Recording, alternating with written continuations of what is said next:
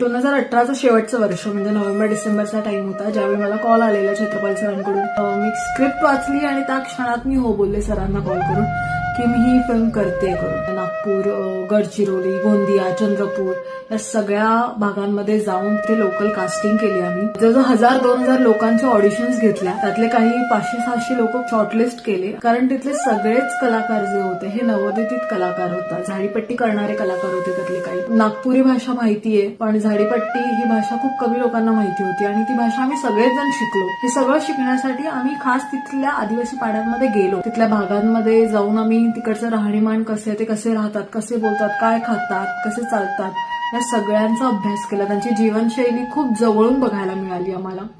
Berlin सारख्या एवढ्या नामवंत फेस्टिवलमध्ये ही फिल्म गाजली. तिथल्या लोकांनी खूप अप्रिशिएट केलं. जागतिक स्तरावर या फिल्मचा दर्जा खूप उंचावला गेलेला आहे. मामी फिल्म फेस्टिवलमध्ये ही फिल्म